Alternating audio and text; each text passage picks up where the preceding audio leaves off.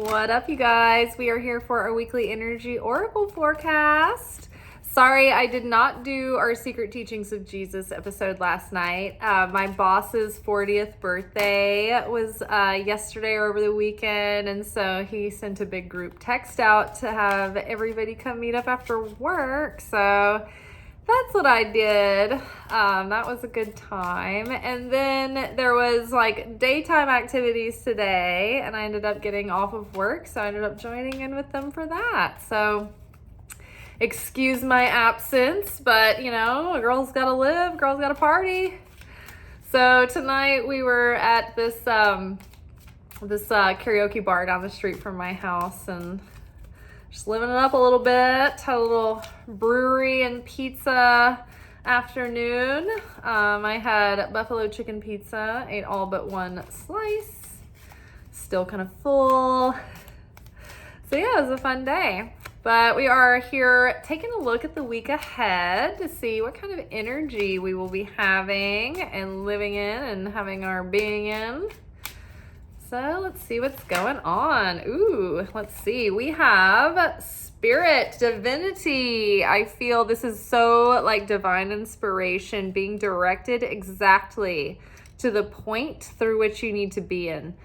Like this reminds me, this card is like your steps are ordered by the Lord.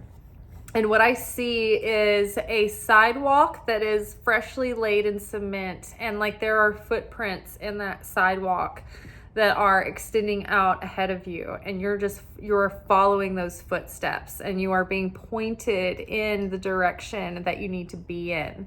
The bat is a symbol of death, resurrection, and renewal, and we are headed right into resurrection season. We're in Passover season, we're in Lent season, so this is all about liberating ourselves from the ego's hold on us, of liberating ourselves from addictions, from old relationships that never worked out, like anything. Like think of Lot's wife from the story of Sodom and Gomorrah, when God was going to destroy the city of Sodom and Gomorrah. Abraham pleaded with him, what if there are 50 people in the city that are righteous? Like you can't destroy that city with them there. And then God was like, you're right, that's true. So if you can find 50 people, then maybe I won't destroy the city. And then Abraham was like, maybe we can't find 50 righteous people there. So what about 30 people? And he's like, yeah, sure. If you can find 30 righteous people, we won't destroy the city. And then it like kept whittling down, and there's like, what about like 5 righteous people? What if there are like 4 righteous people in the city? And he was specifically meaning his nephew, I think, was Lot, and Lot's wife and their daughters. And so the angels that were sent to the city to bring down God's wrath went to Lot and his wife and his daughters. Long story short, they compelled them to leave the city, and they said, do not look back. Don't look back. Keep going into the mountains. Escape into the mountains. And Lot was like, I'm old. I can't get to the mountains. It'll kill me. Can we go to the next village over? There's a small town. It's not like this Sodom and Gomorrah. Like it's a pretty good town. And he's like, fine, go to the town. Just don't look back. Lot's wife looked back, and she was turned into a pillar of salt. And this is so layered. There's so much layered richness in this story. But the one thing that really compels me and stands out to me, and it always has, is that when we continue to look back on our past and we can't let go, it freezes us in this bitterness, and we can't move forward, and we're stuck, and we're like statues. And so if you have old dreams that you keep obsessing over that like didn't work out, that you moved away from, move forward. Stop looking back. If there were old exes and old lovers that didn't work out, stop looking back. Stop looking back at the anger you have over your childhood.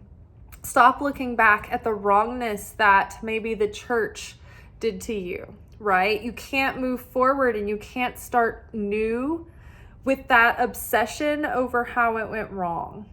Whenever we come against challenge in our life, it is offered to us. Like we all have challenges, But if we victimize ourselves in those challenges, then we will stay stuck and we will keep looking back and we will never move forward. But those challenges can serve to awaken in us something new, a deeper strength, a deeper understanding, a deeper compassion, more experience, more wisdom, courage, compassion, love, like all kinds of things. And I've been through a lot, and I have known people that have been through really terrible things. And those people, the ones that are living free, look back at those tragedies and they embrace that moment with acceptance, and they accept it because you can't do anything about certain things that have already happened. You can't control the circumstances of your life. You can only control how you handle and how you show up and how you face these things and how you move through them and how you heal from them and how you navigate getting to the other side of it. And so you determine what that thing does to you. If you're going to let it break you down and beat you down and turn you into a bitter victim, or you can let it move you into the choice of being the hero of your life and taking that on as something that you didn't deserve, but you had to face, and therefore you got to the other side of it and you gained treasure from that thing because of your healing journey, because of your determination, because of your growth in your relationship with God after the fact that helped you see the way forward and move out of it. And I know that can sound really harsh and insensitive if you're in the fresh pain of an event. But I promise you, as someone who's been through big tragedies that most people have one in their life, like I grew up having one all the time. My family was riddled with chaos and tragedy and hardship. I have been surrounded by people who have had unspeakable things happen to them, and they have healed, and it hasn't broken them. It hasn't destroyed them. So you have to feel the feelings. You have to be honest with that experience and go through the darkness. You can't avoid it. You can't bypass it. But that fire can wield precious metal in you. So be hopeful. But if you are far beyond the freshness of the pain and it's something in the distant past, then it's time to let go and move forward. You can't keep holding on because it's going to keep you stuck forever. So we can see the way forward. We can move forward now. We have the reward coming up with that card, right? And when we see the things that have shaped us, they give us these virtues and strengths and talents and these gems and treasures that we wouldn't have had otherwise. There is reward on the other side of our adversity, right? I mean, and maybe even it's just the challenges of making your dreams come true. Maybe you haven't experienced an unspeakable tragedy. However, like you might, if you're anyone who's creating anything is going to be challenged. You're gonna come up against obstacles, but those are the things that make you great. Those are the things that shape the hero. When you learn screenwriting, the number one no-no is for your character to just go through life and things work out and it's all okay. Boring, nothing to gain from this. What is the story? Like, what am I gaining from it? What am I taking away from this, right? But what do we love? We love a character who's an underdog, who the script beats up and puts through hell and back, and they rise above their adversity, and they power through, and they triumph in the end. So there is a reward. Don't give up. You are growing and your life is growing. Your inner growth is going to be showing on the outside as well. So don't give up on yourself. God will be directing you into your new path very shortly. But right now we are sort of in that limbo between what we have been through and the next chapter. And I think everything is going to be revealing itself soon. We have the protect card here. And I feel that if you are kind of plagued with anxiety and worry and you don't know what the next step is and you feel like you're waiting for guidance and you're praying for guidance, know that you're being protected. I'll tell you this right now, the last week and a half, like pretty much since around Lent started, or we were preparing for Lent, I started, like, I always jog. I like go out and run every day. The weather's nice. And I'm always doing affirmations when I'm running and meditating when I'm running, but I took it up a notch the past week and a half, and I've started praying out loud and decreeing and declaring things over my life and thanking God for all the blessings coming in. And my health and my, my parents' health and healing and all of like innumerable things that I've been speaking over myself as I've been running. And I can't tell you how many things that have happened over this week that make me feel like they're signs of encouragement, of like, keep going. I mean, everything from so I had a private party that I was waiting on at work, and there was a built-in tip to that party, which was somewhere around like $400. But then when I presented the check to the host of the party, I pointed out, I was like, this is the built-in tip. I was like, this is another tab here. Like, you need to sign both of these receipts. This is already included, but there's a line here. If you want to leave additional tip, it's fine. It's up to you. It's not expected. But you need to sign both of them so that we have both copies. And he double checked. He was like, okay, wait, this is the additional tip line right here. Okay. And so I was like, yeah, that's it. But this is already included. I made sure he knew that. And he ended up leaving me $1,000 extra. And I double checked with him. I was like, do you want me to put in $1,000 total as my tip? And he was like, no, that's your additional tip. And it's funny because I've been praying for $1,000 tip since last year. And so many people at the restaurant got one around me randomly when I'm trying to manifest this tip. And it felt like it was like almost mine, and then it would like go to the section next to me. It was so crazy. And so it finally happened.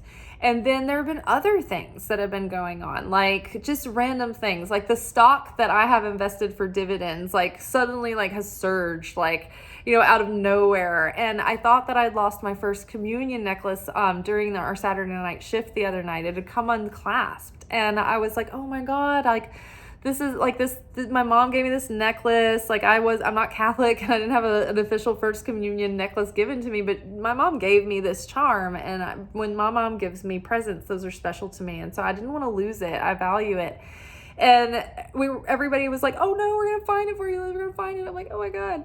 And then like, they were like, look in your shirt, see if it fell in your shirt. And I started looking, and it had like come unhooked, and the charm was hanging by a thread, but it was like still like somehow like tucked into the fabric. It's like a miracle. But I mean, there have just been other things all week that have been showing me that like speaking out loud your prayers and declaring things and calling things in and declaring your gratitude is so powerful. Everything that is meant for you is already done. It's already happened. All you have to do is reveal that light. And so what we have to do is we have to prepare our vessel to be able to channel what is already ours through. But we can't have that thing if it's going to destroy us. And we can't have that thing if we're not ready for it and we're just going to like squander that opportunity.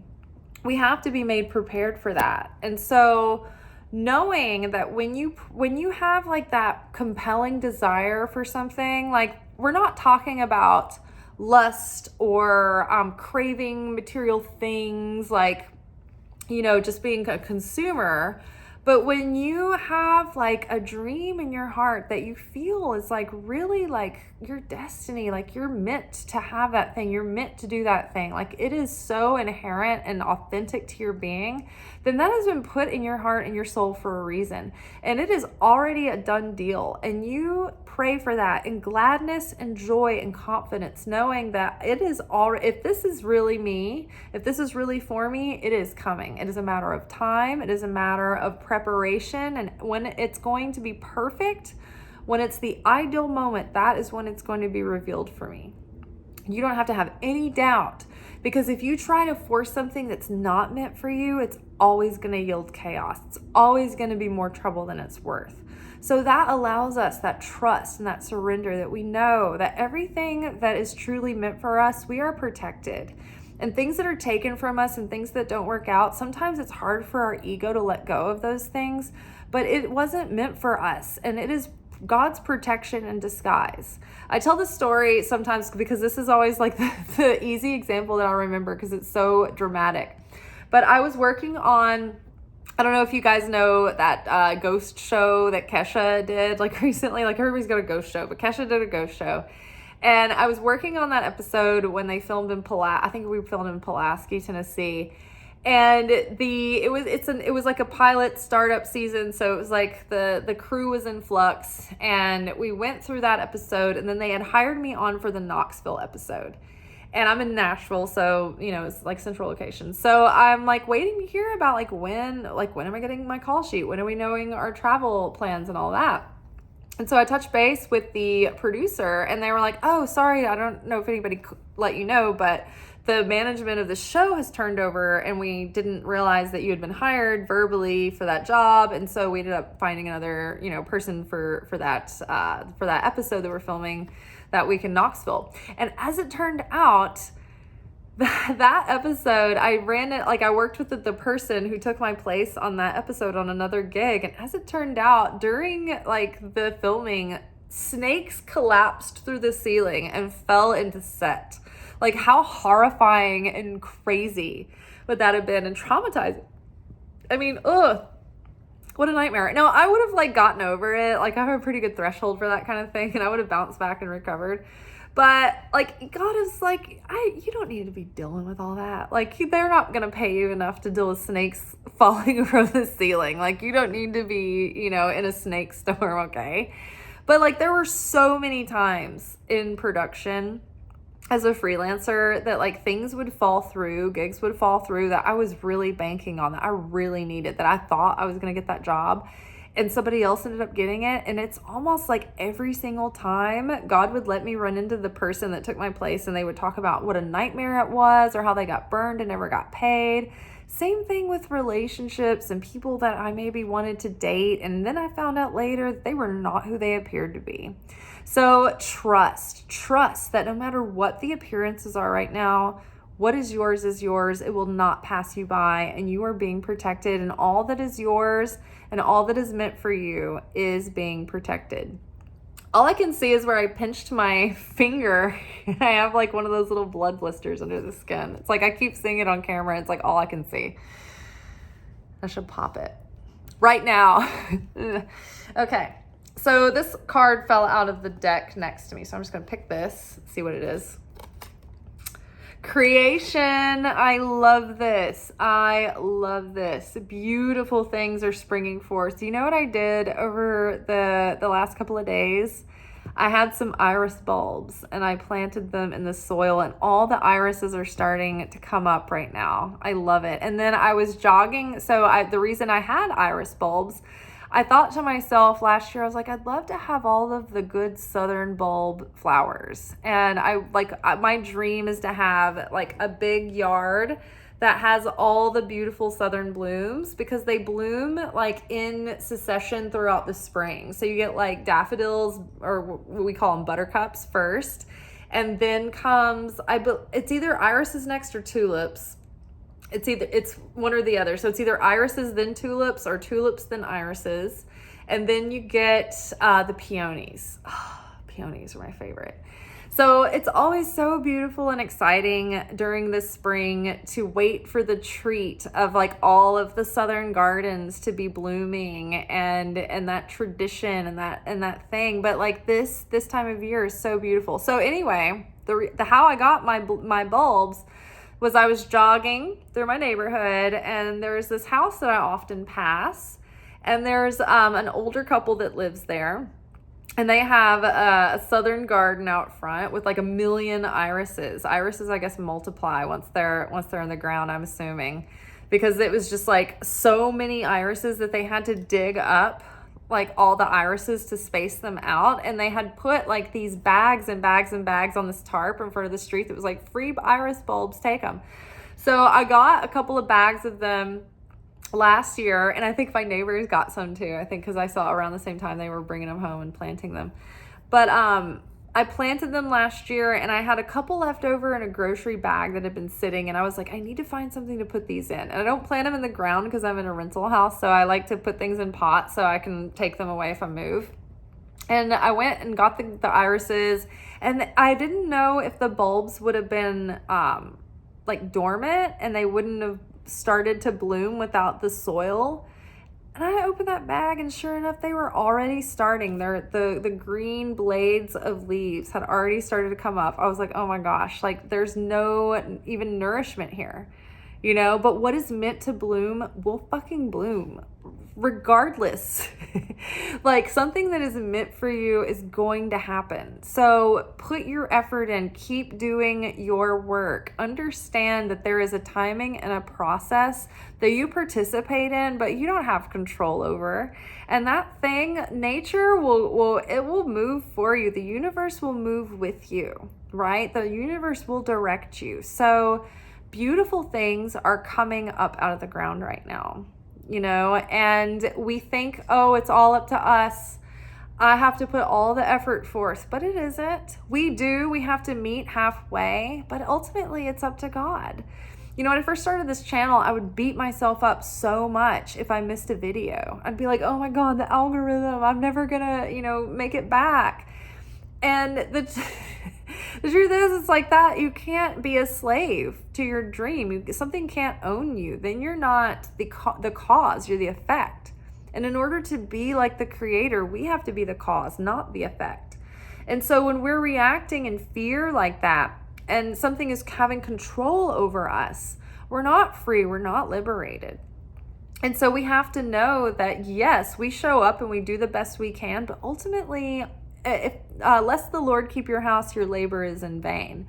So at a certain point, we know we do the best we can, but the rest, it's up to God, right? Sometimes I've done this trick where if you feel overwhelmed with things to do and you're like, oh my God, there's so much on my plate, I just don't know what to do. Take time to set up a list and make a line in the middle of a page and write it down, because writing things down is very powerful. You're actually physicalizing something. You're taking something from nothing and you're creating that idea, and you're physicalizing it in the manifestation by writing it down. Same with the words. When you speak those words, that physicalizes that manifestation. So what you're going to do is, on one side of the column, you list the things that you're going to do yourself. And then on the other side of the column, you list the things that you want God to do for you. And literally you can be like, okay, I'm going to do these and this and this, but like, I need to get around to calling this person. I don't know when it's going to be a good time. I keep overthinking this. And literally it's like, you put it on that side of the list, they'll call you. Things will they'll work themselves out. When you put it on that side, this is the side that God's going to take care of for me. God moves. He moves for you. So beautiful things are happening. Creation is happening. Spring is springing. Also, if I remember correctly, I looked up irises, the meaning of them. I want to say it has something to do with purity. I can't remember for sure, but if I was you guys, I would look up the metaphysical meaning of irises. That's a good way when you're looking for like, what does a sign mean? Like if you keep seeing something, look up what is the metaphysical meaning, or what is the spiritual meaning of this thing. But look up irises. I'm going to too, and as soon as we're done with this video. That's all. I'm not gonna keep talking. I'm gonna keep it short tonight. Super thirsty from my day out and about, drinking and eating pizza and one buffalo wing. And the buffalo wing didn't slap with that hard like pucker that you get from the vinegary taste. It was like a very strong buffalo sauce, but when I tasted it, it was not as strong as I'd hoped. So I don't know. I don't know why I went there. I love food. You guys know that if you've been here for a while. All right. Well, we will be together tomorrow for our weekly anchor message where we get our spiritual assignments for the week. Ooh, also the 2025 prediction series is an invaluable tool to help you like navigate the year, kind of stay focused and centered and in alignment with your personal growth. And it kind of gives you a heads up, not kind of, but it does. It literally does give you a heads up about the months to come and the seasons to come and the year ahead, about what kinds of challenges and what kinds of opportunities that we're going to have. So it helps you prepare yourself to make the most of those times and fortify yourself to anticipate, when things are going to get a little bit edgy, a little bit hairy. So I think that it is a valuable tool. I highly suggest downloading it. It is only $10. I wanted to make it very accessible for everyone. But that can be found in the description box below. It's in my Stan store. And then you will have an annual overview, quarterly readings and monthly readings. And each video has its, the seasons are all in one long video, but in the description box, each season has its own block of journal questions that help you kind of do the work and workshop like the issues coming up. And so every video, the yearly videos, the quarterly and the monthlies have their own unique specific questions that will help you work your way and do the work through those times. But yeah, I think it's an amazing video series, and I think it's very helpful, and it will be an invaluable reference tool to check back in with through the year. And every month you get to like look in and see what the monthly reading is and the quarterly readings, and do those journal prompts that will help you a lot. So I hope y'all take advantage of that, and I will see you tomorrow. Peace.